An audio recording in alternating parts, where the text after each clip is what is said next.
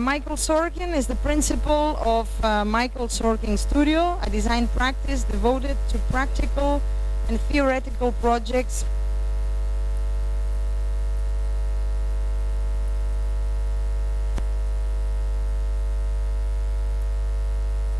China.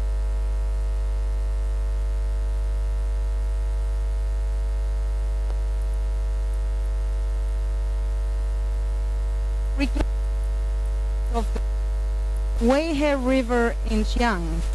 Sorkin is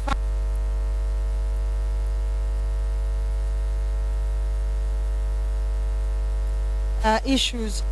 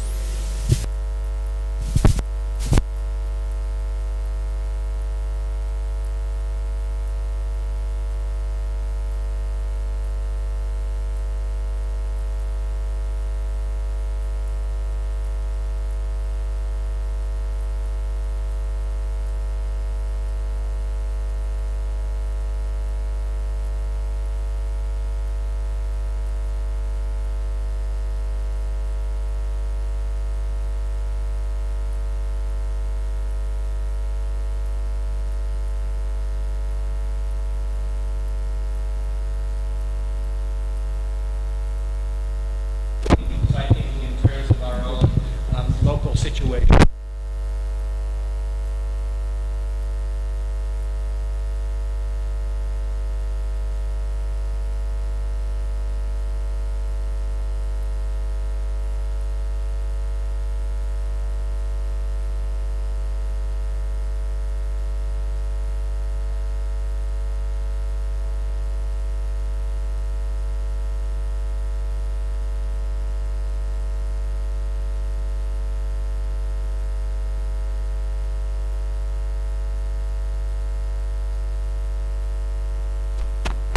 Then I'll be really loud.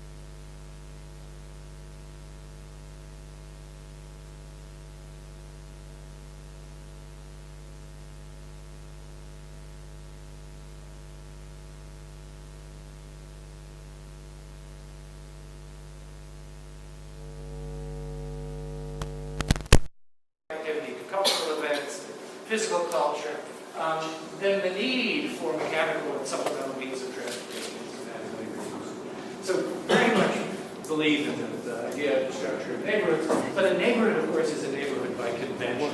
You know, modernism went wrong in terms of its attempt to quantify the idea of the neighborhood. And all its collaborative neighborhood units, there will be so many people, 1.5 schools, you know, all this stuff. That's not a neighborhood. Every one of those places is included. Yeah.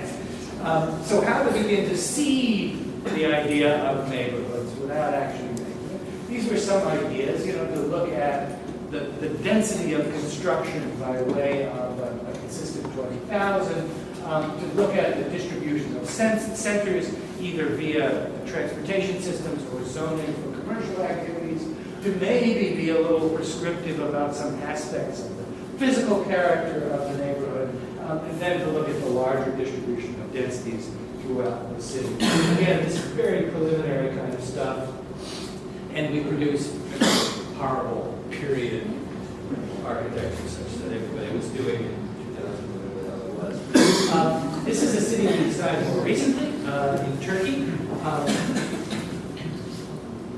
This here is the Bosphorus. This is the Black Sea. This is a place called Riva.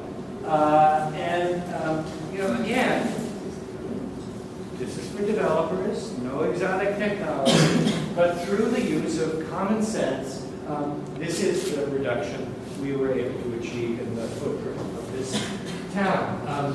Again, essentially a single public transportation loop.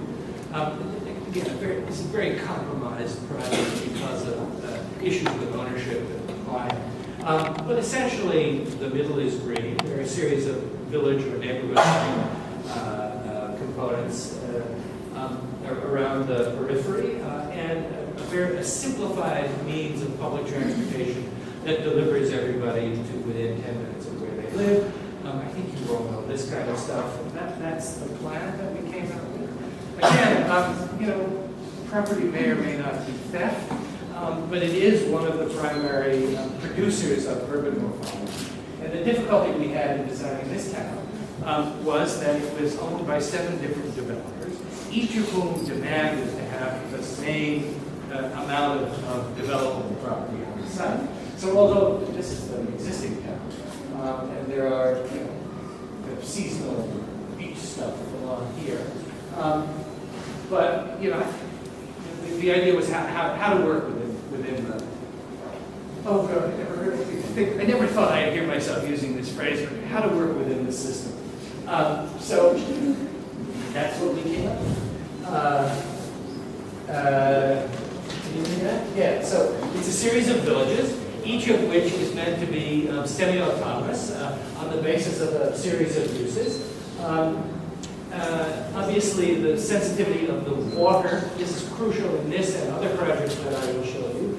Water must return to its source purer than it came out, an absolutely bedrock. One of the ways one does this is by looking very carefully at hydrology and the means of mitigating the runoff from the sewage. So then you can see the green loops for the public transportation and the yellow for the distribution. Again, pedestrianism only works if it is as convenient or more convenient than everything else. So direct and beautiful routes, and a few, if there are too many slides here. And then the thing is advanced, and we got the commission to do one of the villages within the project, and these are the means by which one circulates. That's the best shot of one of the villages. That's the existing river. And again, it's a lot of conventional urban notions are important. The meaning of centers, the distance from centers to perimeters, and the responsibility taking of each component within the city. Marta mentioned that we've just done a couple of big projects in China. This is a city of 500,000 in this zone, filled with sensitive waterways, but already undergoing horrible development, basically uncoordinated. So our our basic proposition to them was this. We're going to divide this. There is, in fact, a major trunk highway that runs down the middle of the site. So we propose that they divide the site into a kind of developable area where development is already taking place, and that this remain farm. Both for symbolic reasons, to provide a certain amount of foodstuff, but also to include energy farms, including solar arrays, wind energy, and a fair amount of biomass development. The thing got divided again into a series. These are larger than neighborhoods, but because of the topography, the nature of the existing condition, the pattern of ownership, into a series of subsidies. The water, again, the absolutely central organizing principle in terms of remediating the runoff and making sure that the water returns these lakes in a way that would leave them more pristine than before. And then within the sub-cities, a series of neighborhood units. In China, one of the big problems, again, you remember in that Korean thing, there was this very dense pattern of roadways. And we were just discussing about this 500 by 500 superblock. But in China, the superblock is deaf. It is deaf to pedestrianism, it is deaf to the idea of neighborhood, it is deaf to morphological variety. In general, it's a bad idea.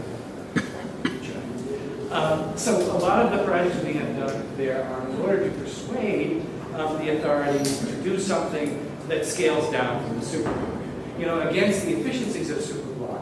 I mean, I assume you've all read your Jane Jacobs. You know, is the patron saint of and one of her very successful arguments, I think, about the nature of a pedestrianized public realm is that pedestrians will be presented with choices.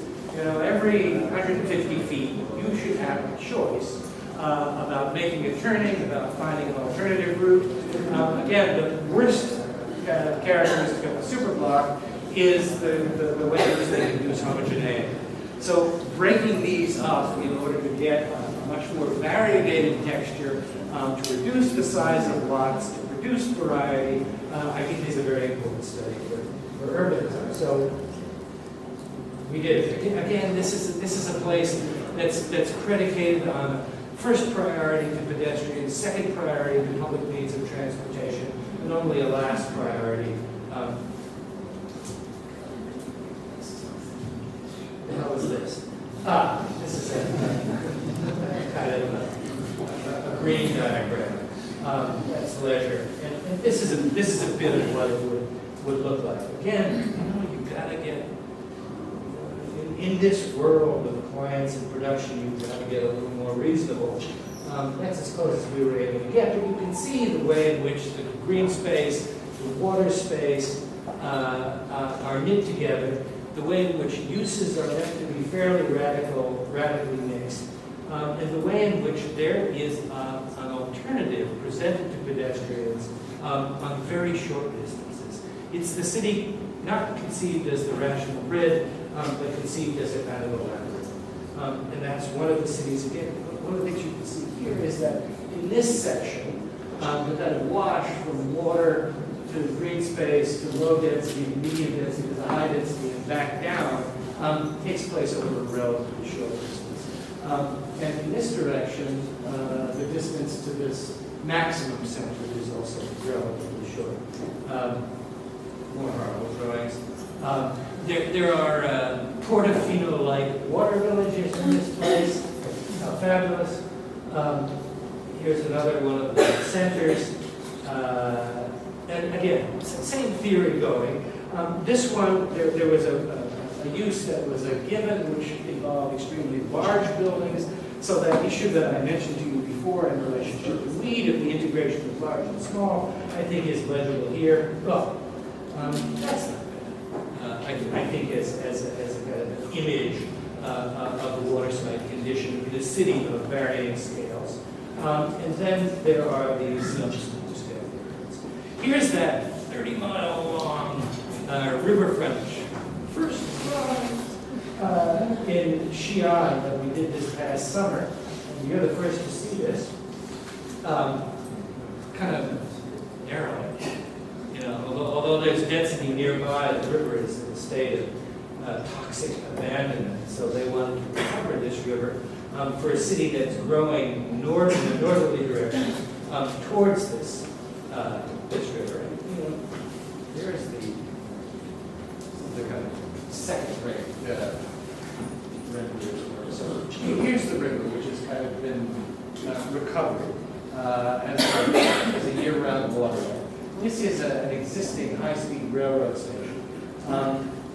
Pay no attention to the lack of building here. This just shows what our intervention is. But this core of the city is here. It's moving in this direction. So this is a new central business district. This is an energy park. That's an academic complex. There's agricultural stuff. Everything they want. Again, there's the overview of this new intervention along the river. Here is the master plan showing the districtage of the thing, the basic conceptual idea. You can see this is the core of the city. The existing airport is here, the new transportation hub is here, and the green things are a series of our special interventions that are meant to seed future growth. Say this is the first time anybody's seen it, and so of course there are too many slides. But again, the same analytical routines. We look at density. We look at a connected system of greenways. We look at a movement system which brings you by means of public transportation within 10 or 15 minutes of your doorway. We propose the extension. I mean, the Chinese were building public transportation like crazy. God bless them. Although they're also building building highways like crazy back then. Yes, hydrology obviously needs to be considered at a scale which is logical. So you can see our project up here. This is the historic walled city of Xi'an, but the basin which generates the hydrological characteristics of the river is obviously much greater. This is how we propose to remediate the river with a series of essentially passive means, including a sand-based filtration system, a series of constructed wetlands, and a series of other low-energy, low-technology means, which work very well. This is they've done one of these in Japan, a water cleaning, sand filtration levee system, including also a wetland. Pretty much hydrology. And we were able to produce enough energy in this riverway for 1 million households, including miniature hydroelectric stuff, biomass farming, wind farms. It's under control. And here are some slightly more detailed views of the urban design stuff within Leisure Island. It's the Robert Stern Memorial Silk Road Historical District. This is an agricultural research station. One of the things we've been doing a lot of work on is vertical agriculture. So this is a place to allow the Chinese to become leaders in design of vertical agriculture. There's an Olympics component.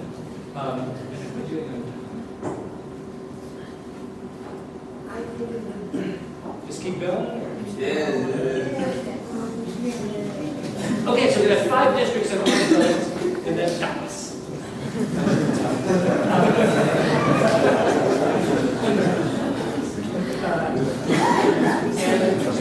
Yes, okay, 2003. We're looking at something at the district scale, but also very much predicated on this idea that one tries to harmonize things at every scale of operation. And we're now in, we had hopes for this, but the developer unfortunately in jail. This is Penang in Malaysia, a fantastic place. This is the site, which is the former race course of Penang, which is for some reason moved to the other side of the water. Yeah, here's the site. This is another one that one was skeptical about. This is the old part of Penang, which is called Georgetown. And if you've never been there, this is maybe the best collection of intact Chinese shophouse architecture in the world. It's absolutely fantastic. And the argument for developing this, which you would think more logically should become a green zone, is that they're already building towers here. Somehow to take the heat off that, let's develop this.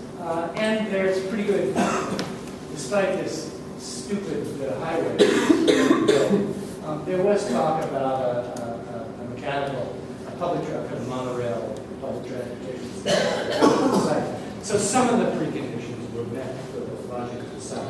And that was the site.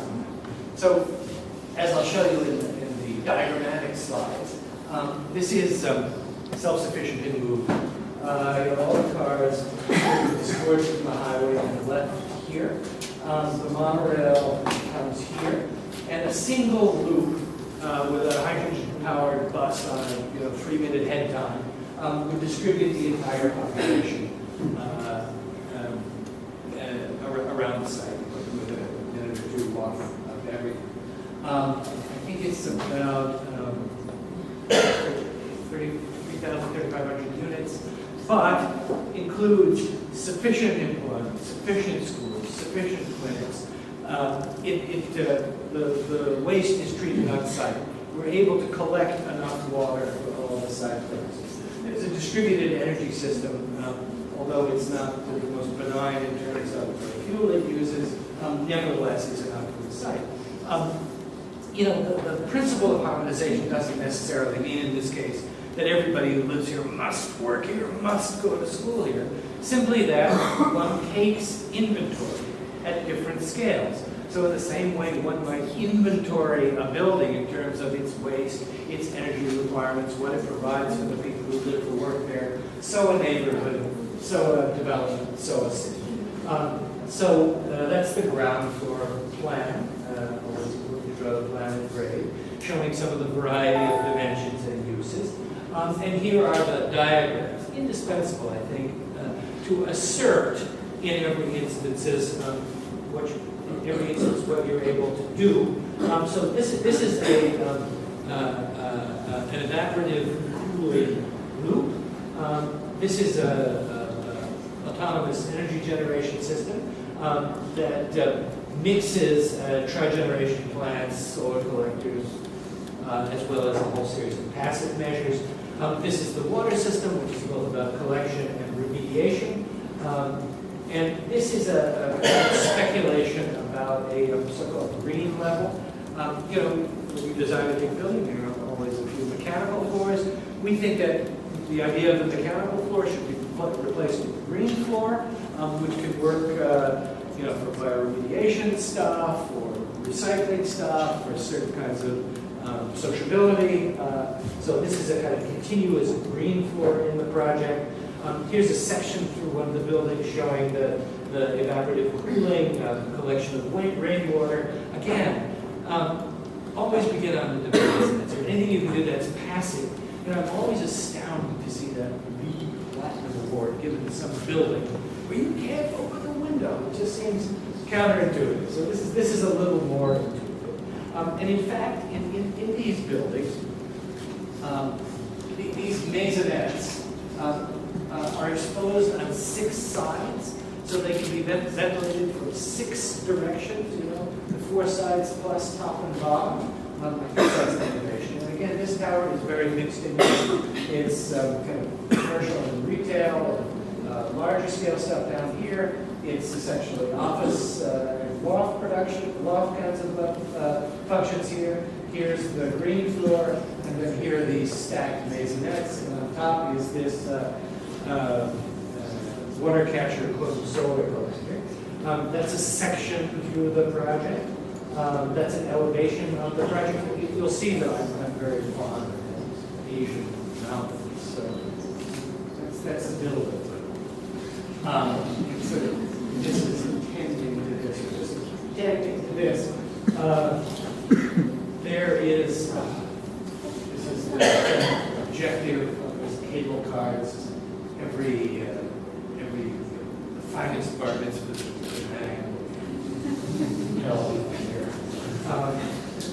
this is the hotel. These are the apartment buildings. This is the conference and concert center.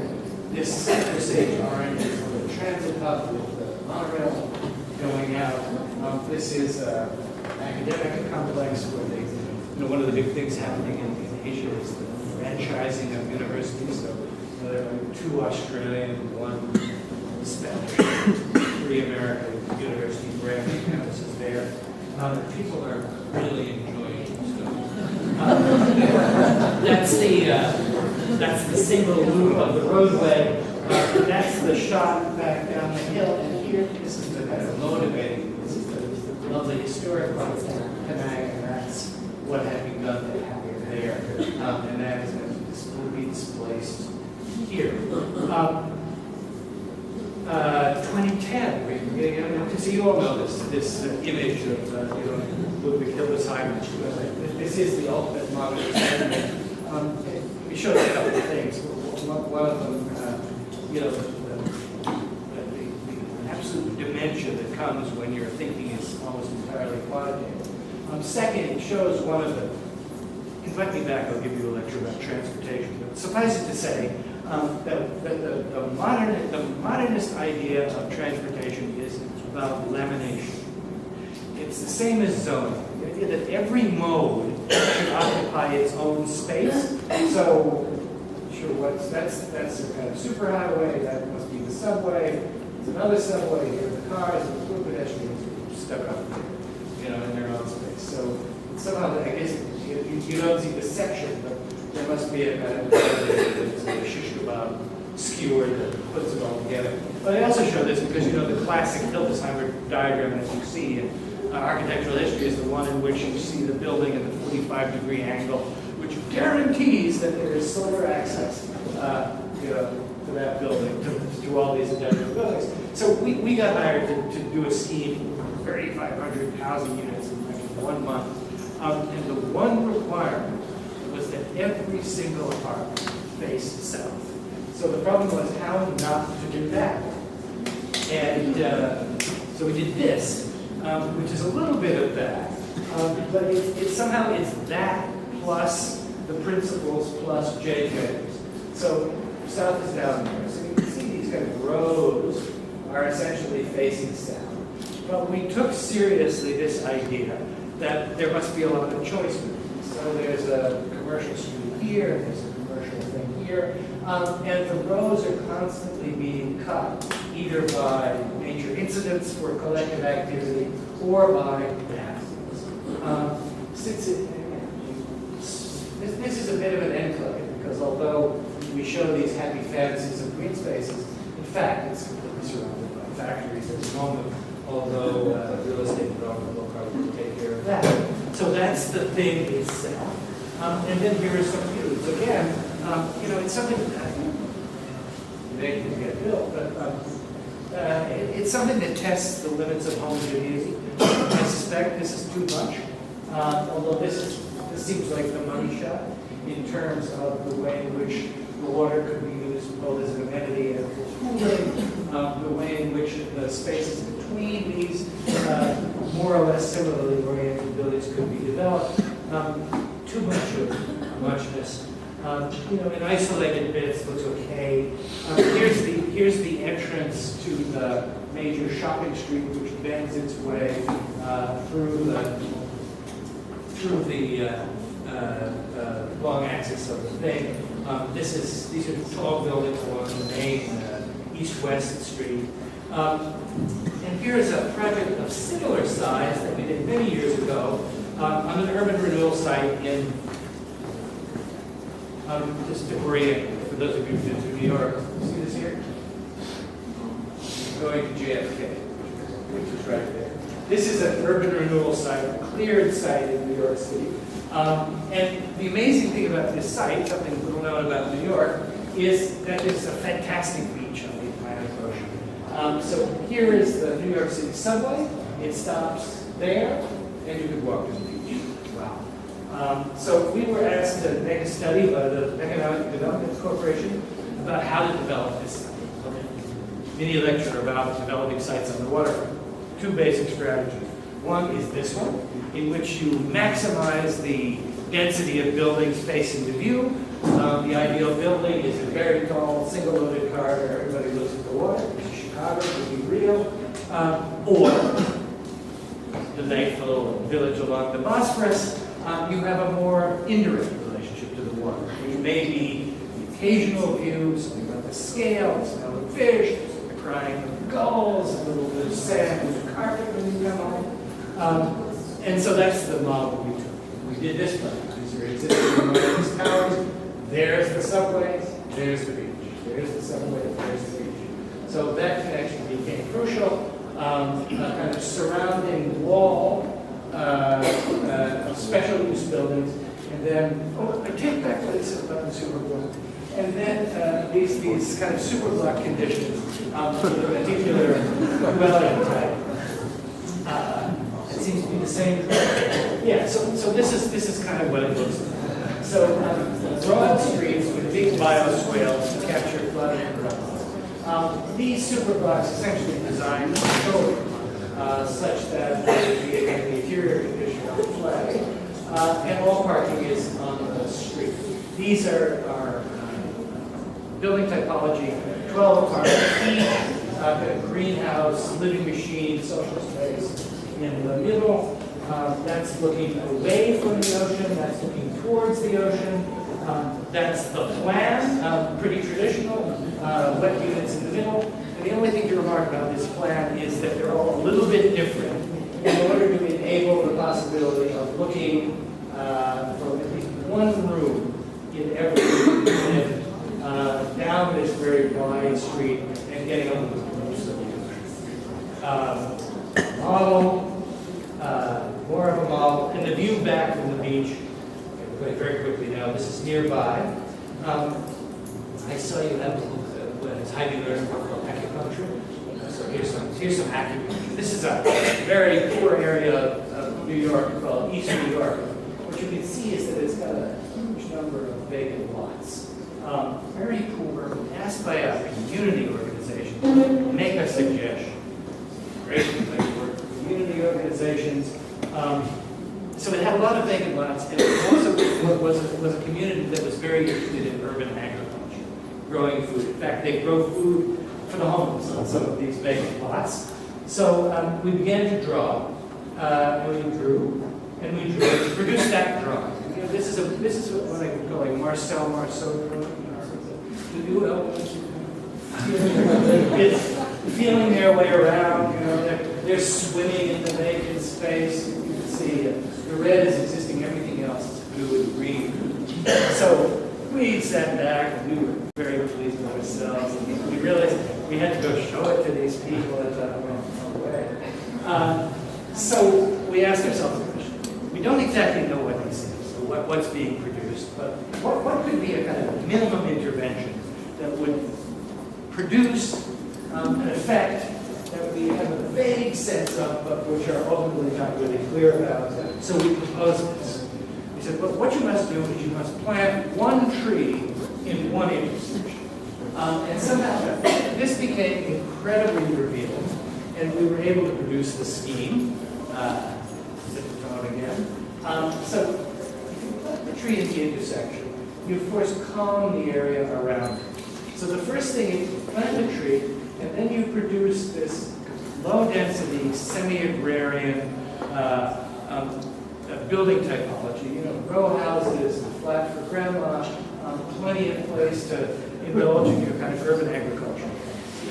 But I think the real discovery, the kind of paradoxical discovery, is that if you do this and this, you also produce this. So this was a neighborhood that had no centers, no traditional shopping streets, no density, no social spaces. So we thought that by selectively lowering density in different parts of the neighborhood, we would force an increase in density in other parts of the neighborhood. So that, you know, we're still getting the kind of 10 minutes from low density to high, but we're producing two things that did not previously exist. A kind of low density area and a high density area. Again, I think this is the last district project. This is a place in Shanghai where the problem was exactly the superblocks, and the fact that the superblock was producing super large projects and making it such that you did have to walk 500 feet before you could make a left turn. They were enclaved. So what this is the Suzhou Creek. kind of derelict waterway that one meant to recapture. But also, everything you can see that's in a color is something that we've added in order to make a kind of suffusion of circulatory possibilities. This is a big trellis. So we did that. Those are the pink cores show the new buildings, but the green and yellow stuff shows this new circulatory pattern meant to defeat the overscaled kinds of projects that the superblock would make. And then, of course, we start out to lay in some buildings that look like mountains. And this is kind of the best drawing to come out of the project. These mountains have exactly the correct floor area ratio that the zoning allows in this place. So, unfortunately, you can't do much better than that. And we demonstrated it by the translation, which was, so-so. I think we'll do better next time. And one building, oh God, we're almost at the end. So I think I made a point at the beginning of the lecture that one of the means in which difference is going to be guaranteed in cities and environments that are tending to the homogeneous is by one act of artistic creation, all of which are predicated on your own personal evolution of taste. Obviously, you take more and more responsibility for satisfying a broader public as you go up in scale. But I am certainly the first one to argue that if it isn't meretricious in terms of what it does to the environment or the people who use it, the little building ain't going to do anybody any harm. Getting back to my biomorphic roots, we did this building in a hotel. Source material. A hotel that's meant to look like a jellyfish in Tianjin, China. This may have happened. They commissioned a bunch of people to do hotels. I don't just admire building. So this probably is a little more expensive. It's a 7-star. You have no idea how many beds can you put in one hotel. Is the essential question here. So we made this jellyfish-like hotel. It has a site plan. And that's the hotel. These are two sort of smaller club-like hotels. We're capturing some water for sufficient cleanliness to be swimming. It's in a place, kind of a giant mud flat at the edge of Tianjin where they have like fantasies of what to do. And it's pretty well along those drawings. It has a section. Giant jellyfish tank, bar, karaoke. Solid furniture, plenty of bathrooms, and it looks especially lovely when the stars are out. And it's